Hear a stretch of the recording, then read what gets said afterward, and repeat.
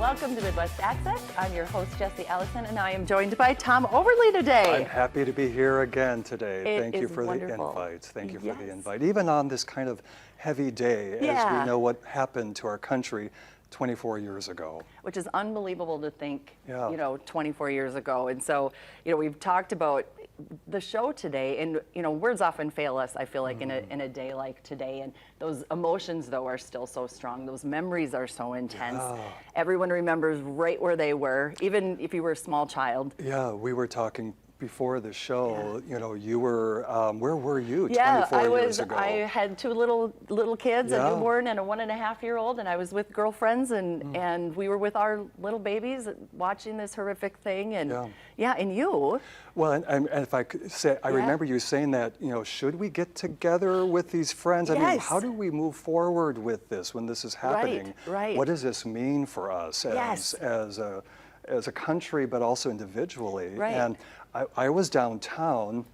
KTTC used to be down where the co-op is in Rochester, or in that area. And just being in the newsroom and looking at the monitors above my desk with all the network coverage of this and thinking, where do we go from here? Yeah. And what will we look like in the future? I mean, how it's on a molecular level, it just really kind of cuts you. It does. And so, a lot of questions. Yeah, a lot of questions. And I think that's something we can use to focus on today too, is remembering not only that, but also remembering kind of the good that came out of it afterwards, and the way that we were able to unite together. I remember, different prayer services you would see as we started to come out of those first few days in how are we going to go forward. The unity part of it, I think, was wonderful. And I know there's so much heavy news happening right now, the horrific murder yesterday that's been in the news, but I still believe that at our heart, this country, we have so many things in common. Yes. And I think we are a resilient nation, we are resilient communities, people, and so to keep remembering who we are. Yes.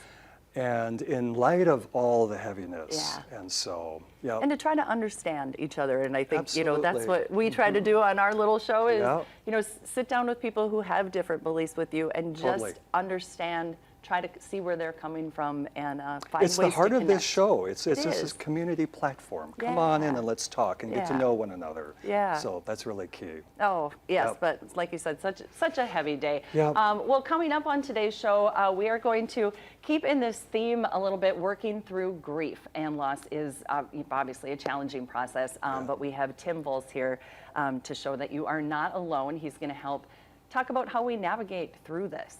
I've known Tim for a while, and he always offers great insight, so I look forward to talking to him as well. Also, Olivia and Robin are back for another Real Talk with Robin episode. They are giving us our weekly Rochester housing market update.